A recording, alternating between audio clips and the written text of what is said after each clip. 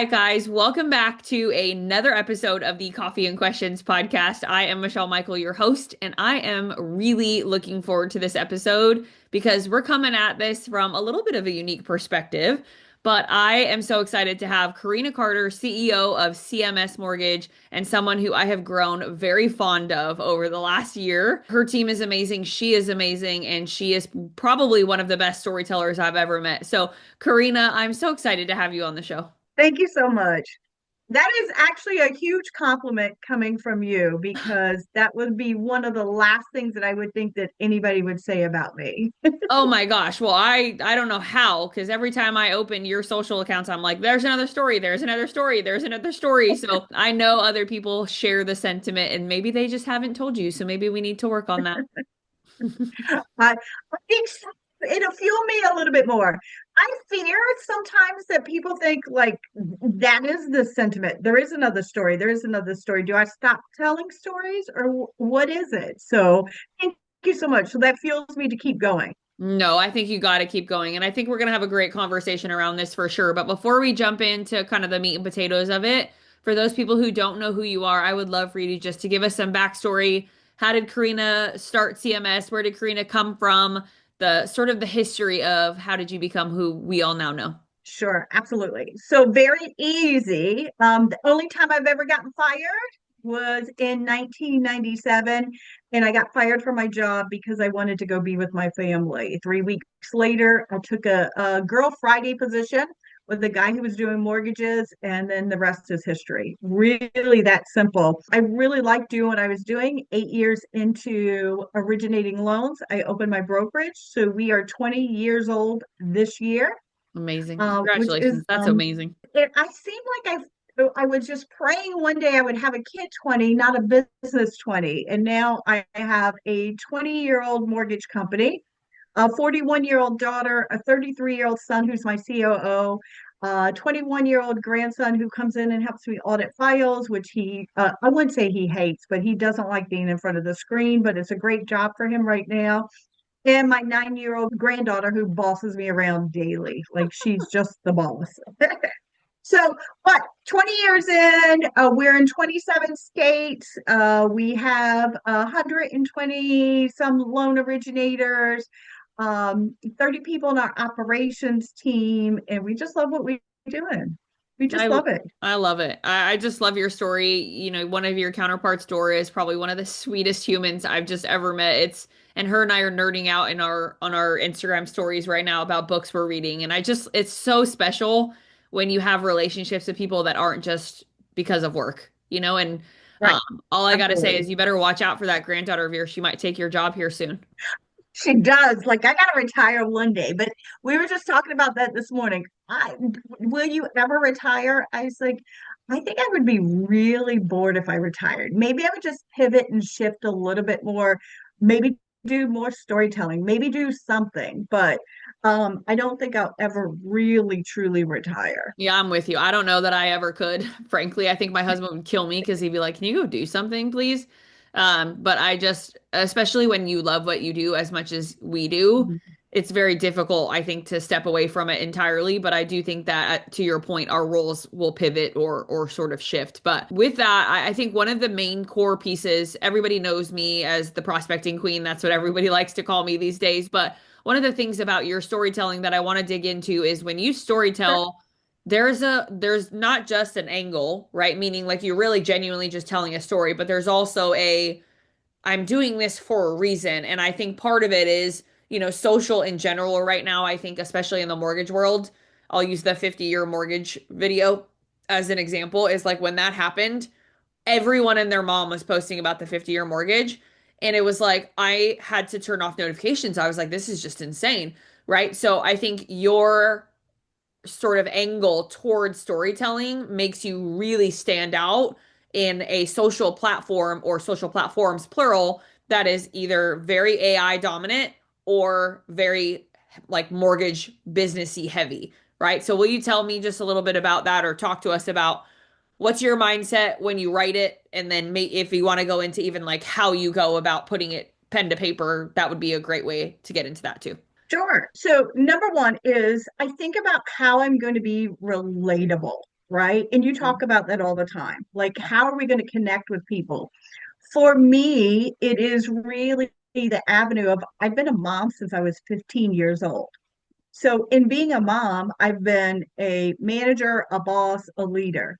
And I feel like not everybody really takes those paths. And especially right now, kids are taking a long time to have kids, right? Yeah. 33, 35, 39. I was a mom at 15. So I think about like my life experiences. How is that going to translate to how I run my business, right? How do I think about other people and how do I think about how that's going to relate in leadership too as well? So sometimes it could be just a simple thing like going to McDonald's and getting an egg McMuffin. My egg McMuffin story really blew up. That was a couple years ago. And a couple people wrote me, was like, wow, that was really good. But it's really how I related to when I was a kid. And the biggest thing in the whole week, how did I get $1 on my way to school to be able to get egg McMuffins, right? And when they came out, they first came out, they were a big deal, right? And I Yeah. can still smell that, right? Smell that, feel that, look that. But really thinking about how, like this morning, I woke up. It's not even 5:30. I'm in the car on my way to work, and I was like, I forgot my glasses. Like, I can't see without my glasses, and I'm driving to work. It's like, what's different here, right? I finally feel better. I had vertigo all last week, and I was just like, what is the point here? So I was relating it to like driving to work, but at the same time, what I learned yesterday from my experience of visiting a nonprofit and just kind of piecing that together. What would people want to know? And Deshaun tells me all the time, you need to have a camera follow you around. I'm really good at that. I feel like I'm really good at relating to this circumstance and this reason here, and why. So it has to connect for me too, right? And so I look back at my history, my past, I look back at my just my day and what was today about for me? And that's important to me. So I'll just share with you. Some things are everybody is going to relate to something you did today, no matter what, right? Which is very counterintuitive to what most people believe, which is that their life is boring and they do nothing every day, right? Which we hear, I mean, I hear that every freaking day from someone. I don't do anything, Michelle. No one wants to see what I have for lunch. My life is very boring, really, as a CEO to a degree. But it's entertaining to so many people into some things that other people would relate to. But I feel like it's the normal stuff I do every day. One of the things that helps me is I'm really bad writer. I'm really bad at grammar. I'm really bad speller. I'm really bad at putting things together. So me and you have talked often about this. Hmm. And I tell people, these are my true words that I speak. I don't write anymore. However, I still do write my goals and my checklists. I still have my book. I still put pen to paper. But what I have changed about what I do drastically is I listen and speak almost my whole day. So I could spend 6 to 8 hours speaking my day, my chores, my tasks, my work, my checklist, my renewals, anything that I do, I speak it. That has helped me drastically. Also, listening. So, Dora, you can read 199 books a month. Yeah. I I can't, but I can listen to probably 99, right? So that's where I found my tolerance for what I do and also found more time in my day. So I'll speak it and I will actually use AI to speak my story. I'm telling it exactly how it comes out. The quirky things I tell it, like this morning, I forgot to brush my teeth.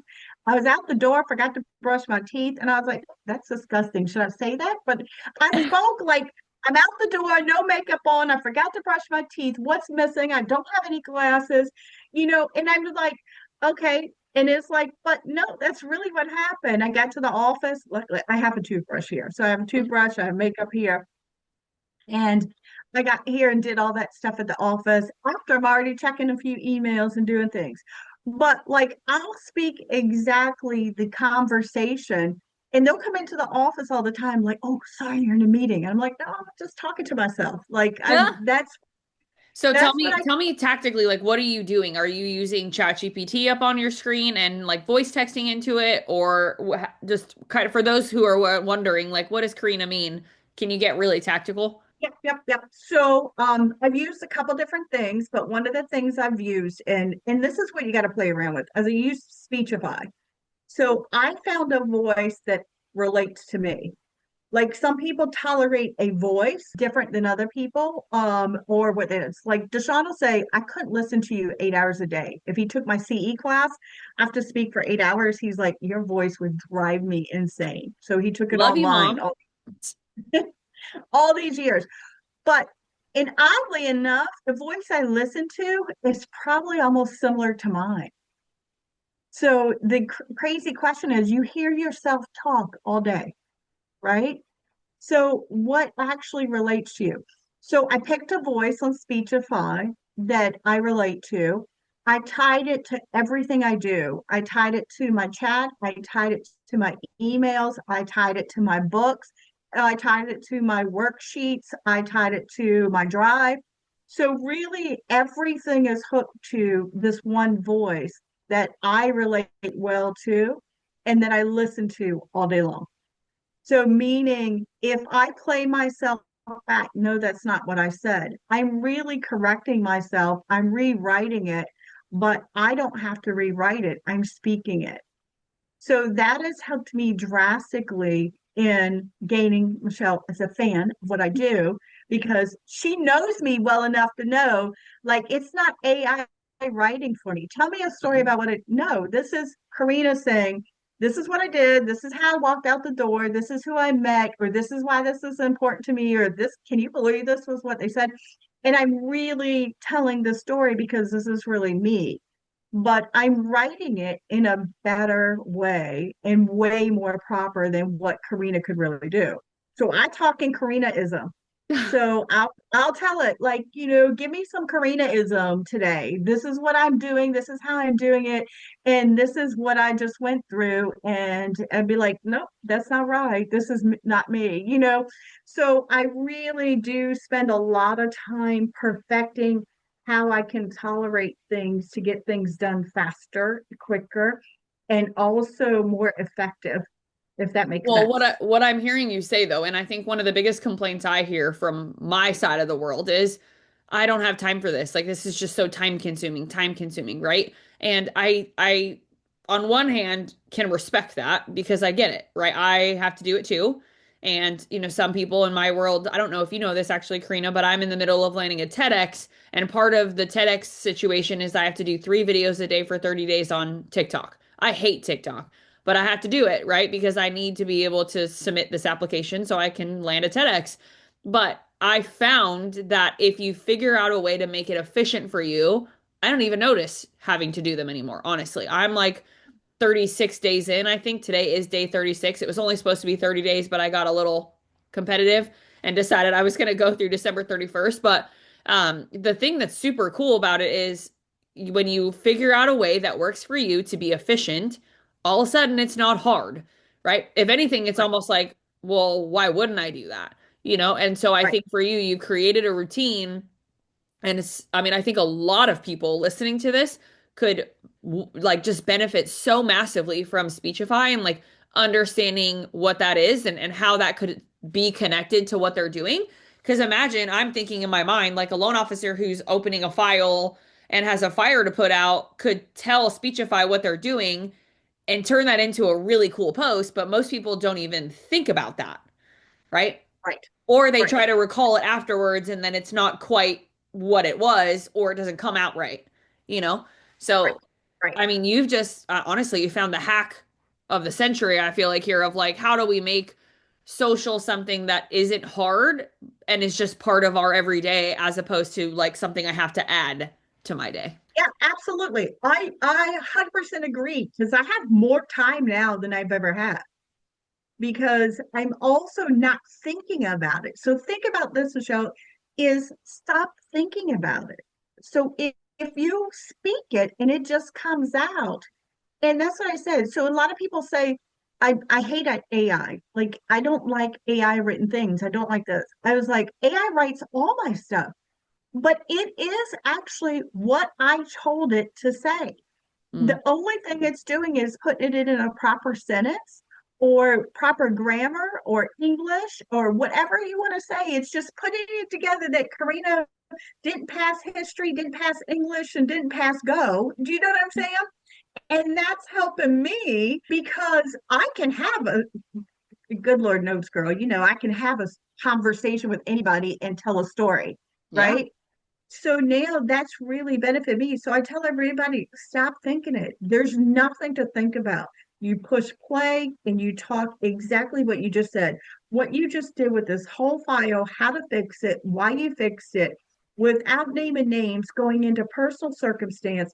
And that's right there, a something that someone is going through that needs to know, And if you right? post it, and if you post it right on Facebook, LinkedIn, Instagram, wherever, you post that in a good with a good picture of you sitting behind your desk with a cup of coffee, like that's going to be a differentiator from a content perspective. I mean, I open LinkedIn every morning, as I'm sure you do, right? And I see mortgage, mortgage, mortgage, mortgage, mortgage. All of it is mortgage. And then I'll get like the one picture. I don't know if you know who Randall Gillespie is, but he's probably up there as far as like how he can weave analogies into random things, right? Like he'll Yeah. be like playing hockey and he'll turn it into something about leadership, right? And he just does a really good job at bringing analogies together. But I see a post like that and now I'm stopped. I'm like actually gonna I want to read it, right? Because it is that differentiator. And so when I see like if I saw an Egg McMuffin story from you, I'm like, hold on, what is Karina writing about an Egg McMuffin right now? Because I haven't had one in probably a decade, but maybe I need to, right? But you read it and it just shifts your perspective of the platform, and now that person has earned your attention, right? And one of the things that I say all the time is when you post you have to earn the right to talk about mortgages.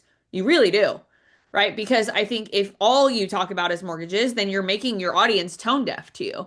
They just don't care anymore, right? But if you show up as Very an true. authentic Very true. human talking about things that are super relatable in real life, and then all of a sudden you, Karina, post about mortgages, I like really want to read what you posted about mortgages because I'm not tone deaf to it. You know what I mean? Yeah. Well, be prepared to be sick of me, Michelle, talking about like how I have to adjust to living in four generational household because I got all my first punishment last night and got truly scolded and had to go to my room. So I'm going to write about that Oh my tonight. gosh, I love it. I can't wait. So, but I think yes, to your point is people do overthink it, but I have had success in coaching people into having conversations, right? Meaning conversations with yourself. And it sounds really crazy, but also let me share one of the things that works for me. Not only do I speak to it, right? But I listen back. So I sit here and really digest what I'm listening to and see if that sounds like me. And if it doesn't, then I'm rewriting it all.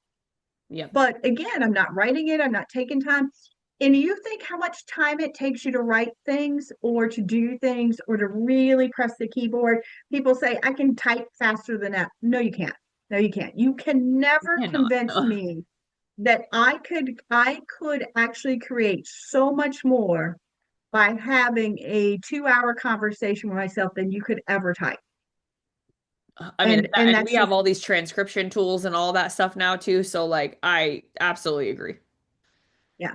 So I feel like, yeah, totally, totally different. I found more time. I found more tolerance. I like some of the stuff I write myself, which I didn't like before, because I would put too much thought into moving the sentence around. You know what I mean? When Yeah. I just literally speak out exactly how I want it to come across and why.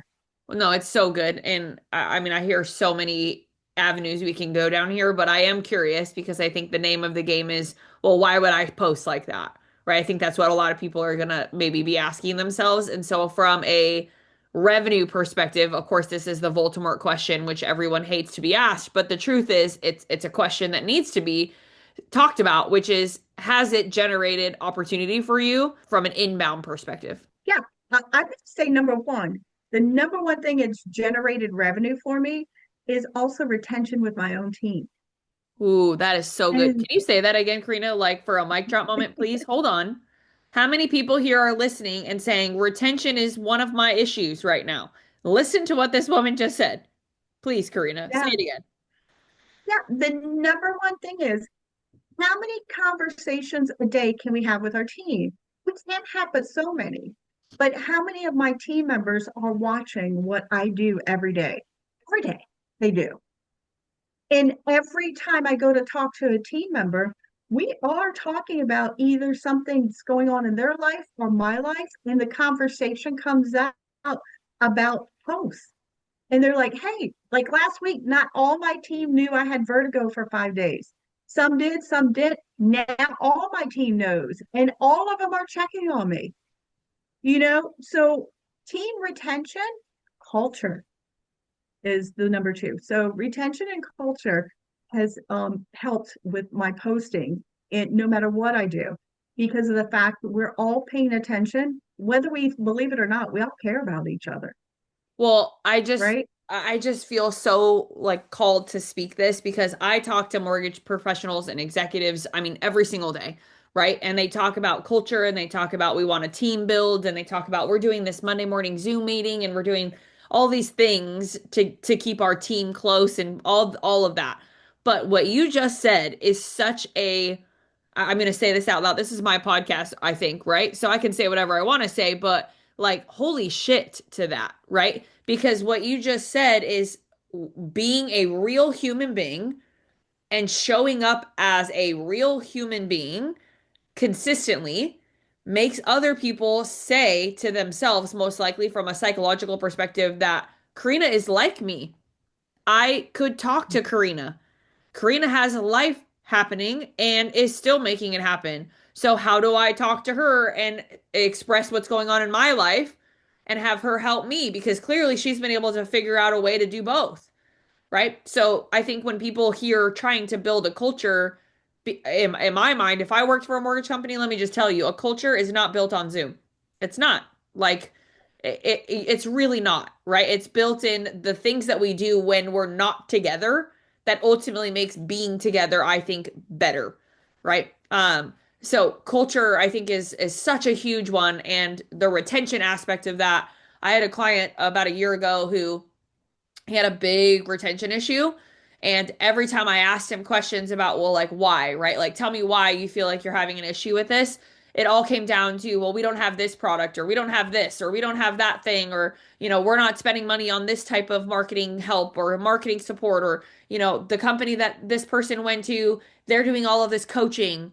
And I'm like, I think you're missing the point, right? Of like why you have a retention issue because you're deflecting to like it's everybody else's problem, not maybe I need to do some internal and figure out what's actually going on with me and how I can be better to make people not want to leave. Yeah. I mean, if you look around, you're a perfect example. You've already built your culture. Your culture is already there and around you. Now, how do you fuel that?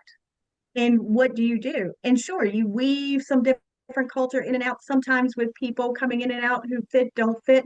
But the majority of people surrounding you are already who you're going to do business with, like-minded, who like you, who will support you, who will be your biggest cheerleader. Mm. And then you have to continue to feed that, whether it be one-on-ones, some Zoom, but not as much, like you said. That's why we do our camp, our cool ass mortgage people camp, Yep. 2 to 4 times a year, and we come together as a team. But on top of that is really they want to see and how much time in the day do we all have? We all don't have as much time in the day as we need it, right? But we all have the same 24 hours. You talk about that all the time. Mhm. So if they see and they feel like they can talk to you, so I think retention is number one. And I think I agree with you 100%. People don't talk enough about that. They don't want to just see what other people in the company are doing. They don't want to just see who's has the biggest month. Sure, we want to reward people. Sure, we want to give accolades. But I think the biggest thing too is how can I be human? How can the leaders of CMS be human? What can we talk about? There's nobody that doesn't know that Dora's a book phenomenon, right? She just is, she's a book, but she is all about Maybe books. she needs to write a book. And Maybe I should tell her that. yeah, yeah, and that's her thing. And that's part of our culture now is how do we do it? I mean, even when I talk about when I was designing my bedroom this month, I was just like, hey, y'all gonna kill me, but we're gonna have book club in my bedroom. Like, no, we're not. I was like, yes, we are, Yes, we are. So I mean, just yeah, just kind of cool stuff and just really having conversations that connect people to you, but also to know that you're going to connect with them, that it's okay for them to be human, right? For Yeah. them to have issues. Life is lifing. So we have to be able to be okay with what we're doing, good and bad. Yeah. I mean, I think vulnerability is such an attractive quality in a leader. And I think if there's something in 2026 that I think more leaders need to be willing to do, it's be vulnerable. I feel like there's so many other aspects of that that I want to pick your brain about, not related to work, but just from a mother's perspective, getting ready to have another baby. I think you have that insecurity of like, are people are going to forget about me because I'm going to be off for 2 months? And you have all of these weird insecurities that are really totally not true. But I think the other side of it is, well, now I have two. Can I be as effective of a leader as I have been in the past? But again, I think that all comes down to just having those conversations with other people that can mentor you and have done it and have walked in your shoes. So I think that's the point, right? Is your willingness to show up and storytell and tell the whole world that I forgot to brush my teeth this morning. Well, like, how many people here have forgotten to do that? Like, all of us at some point. I went to the gym like maybe a week ago and I realized I forgot to put deodorant on and I was like, oh crap. Now, and I'm like borrowing one of the boys' deodorants from the gym, and I'm like, that's so gross. But at the same time, I'm like, I stink because I didn't put deodorant on? So it's just the reality of like, we're human beings and we make mistakes too. Now, Absolutely. opposite question, right? So we talked about inbound opportunity. What does the outbound look like for you? Meaning, like, are you outbound intentionally sending a message to someone you don't know through the social efforts that you've made? Sure, absolutely. That's going to be like a key part of my 2026. That's on my vision board of I'm going to be, whether people like it or not, I'm going to be in their face. Like literally, I'm going to be probably I should own a plane by the end of next year, but I'm going to say, okay, you don't want to talk? I'll meet you there. Aren't you in Virginia? But I live in Nebraska. Okay, what dinner, where, and when? And so that's really going to be a lot of my outreach, and a lot of it comes from social. I watch who watches me, and then Oh, I that's watch good. them too, right? So yeah, That's I'd be really like, good. okay, I watch who watches me, and then I think what I'm hearing you say is I'm watching who's watching me, and in 2026 I'm going to take action on, oh, well, you're busy. Great. I'll just be here when you're ready. Right? Like I'll be in your lobby waiting for you to come down from the meeting. yeah, Yeah, that's amazing. And I don't think that's enough people are doing it. I don't think enough people are actually paying attention to who's engaging with their content consistently, right? Who's commenting on stuff, and are you being proactive in outbounding to them, right? Or are you just saying, "Oh, Josh just liked my post again," right? Or are you yeah, saying, "Oh, Josh just liked my post again for the fifth time in the last month, so maybe I need to send him a message." yeah. I mean, true story. I can pick up a purse, I can pick up my backpack that has my plain pillow and my blanket in it, and I can be anywhere for dinner in 2026. So look out. You might have a dinner invite, Michelle, I mean, at come to your Nashville, girl. local restaurant. Come to Nashville. I'm here. No, I think it's so good. I have some other ideas around this conversation, but I also want to have people just realize how powerful of, the last 30 minutes this has been, because when you actually think about the simplicity of what you're saying, Mhm. anyone listening It's to this, simple. they're going to overcomplicate it. Like, I don't know anyone that wouldn't, right? Even me and you, I'm sure in our brains, we're like, wait, what did Corrina say? All she does is just speak. Hold on. Like, I think in our minds, we're just natural overcomplicators, but I think we need to overcome that. But I do Yeah. have one final question I think that is important when it comes to how do we show up on social? Because I definitely get this question as, the coach that I am. but it's around this like vulnerability. Are we oversharing? Are we undersharing? So I think for you, Karina, how do you decide to be vulnerable, or am I crossing, I guess, how vulnerable are you willing to get, right? Or are you crossing into the maybe oversharing category, or do you care? So, okay, this is how vulnerable I get. Walk into the doctor's office, doctor's a male. He's like, you have to undress, right? You have to undress. Da, da, da. I'll be right back in. I was like, look, I'm already undressed. Let's get this going. What do we got to do? I don't have time, right? So I think that says, like, I'm not shy, I'm not bashful, and there's nothing that's going to scare me away.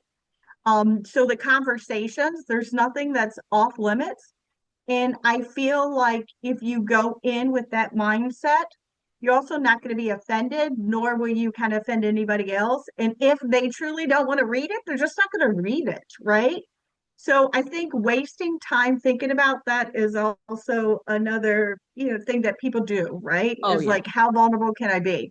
So I 100% have no issues there and don't plan to. I mean, one of the other posts that I did very well with was my 58 seconds post. I got pregnant in 58 seconds my first time, and more guys reached out to me than women did. And they are like, I'm going to show this to my daughter. I'm glad you said that. You felt nothing your first time. I was like, oh, but it also wasn't a big deal. I wasn't offended. I wasn't assaulted. It just happened. And they're like, man, as a man, that actually stinks too, you know? So Yeah. we're like, like you and so, but I think really having really more vulnerable conversations of not thinking that they're vulnerable, just what people are going through. Like I just said, I'm going to post about me being on punishment as a grandmother. I mean, my daughter was pissed. Like I told my granddaughter she can open an Amazon package last night. She was like, "Yeah." I didn't. I said, "You want to open mine?" She's like, "Yeah."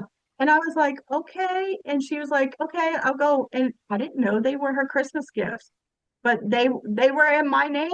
So she opened them. I was like, okay, I'm in trouble. But Yeah.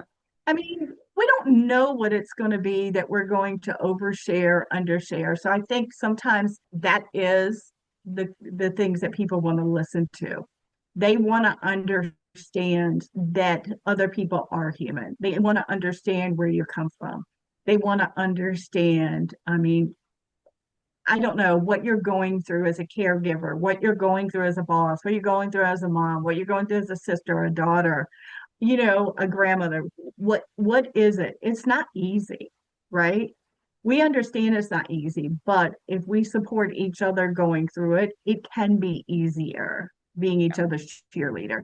And I think that's where I get some traction on my posts. I think it's where you just get I mean, people just feel like they know you, right? They feel like you are them or they are you. And I think my other question on that note specifically is, have you noticed a difference in how people respond when they feel like they know you versus just like following you? Meaning, like, if you were to send somebody a message that you just decided to send a message to versus someone who you could tell was like actually engaging with your content somewhat consistently but had never had an exchange with them before? Like, do you feel like you notice a difference? Yeah, absolutely. And then when I meet people for the first time, it's not like meeting them for the first time, right? We've always engaged. There's several people that I've had very distant associations with that I conversate all the time on Facebook with, but at the same time, I don't really know them. But then when I meet them, it's almost like I've known them for a very long time, right? Yeah. So, I mean, so I think, yeah, absolutely. I feel like people do feel like they get to know you. And I will say this though, I am the person I am through my storytelling. And I am the person I am when you talk to me. And some of my team always says, "Oh Lord, we don't know what's going to come out of her mouth," but that is who I am. So Yeah. I mean, I think that's the beauty of it, honestly. Okay, Karina, my final question for you. This is a fun one. Two things. Number one, what do you have coming up for the new year, event-wise, something that someone can get plugged into or dialed into? And then secondly, where can we connect with you the best? sure. So the one thing I'm getting more into is do business coaching. So not just in mortgage, real estate related. So CorrinaCarter.com. I'm really revamping that this year. I'm excited about it. I'm coaching some people outside of the industry. So I love that part too as well. And then of course, CMS Mortgage. We are the operations hub that's going to support people on their SOPs and the SLAs that they've been looking for to support them. So we would love to have a conversation with you about that too and help you with your business. I love it. And where do we find you? What's the best platform or platforms, plural? Thanks to you, getting a little bit better at Instagram. Yes, you So are. that's I've seen it. that's my weak spot, just a little bit every month, just a little bit. Instagram and Facebook probably, but yes. Yeah. I was gonna say probably Facebook would be where my brain would go, but I have seen you so much more consistently on Instagram too. So I love it. And for those of you guys, honestly, if you don't know Corrina, please just go friend request her on Facebook because her stories are amazing. Her ability to open and share and honestly just the leadership lessons that come from so much of it. It inspires me and it inspires a lot of posts that I put out. So even this morning I posted about my son and the Christmas decorations because I was in the middle of, the hurry of the morning and my Mac, I couldn't get my Mac to open because my password wasn't working. And I was like, what the heck? This is my password. And I was having like an hour of why is my computer not working? And I have a full day, like, oh my gosh, this cannot be happening. And in the middle of the chaos, my son is sitting in front of the Christmas tree and our light up Mickey Mouse. And he's like, Mom, can you come take a picture of me?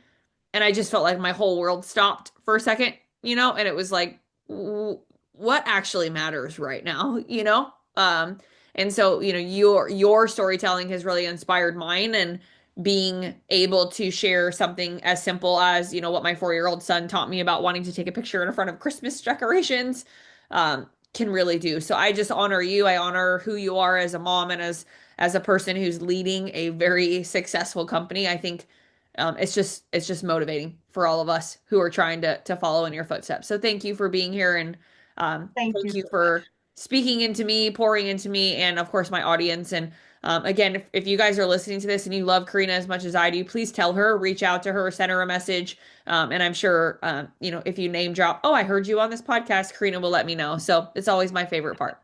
All right, guys. Well, thank you for another incredible episode of the Coffee and Questions podcast. And until next time, I'll see you soon.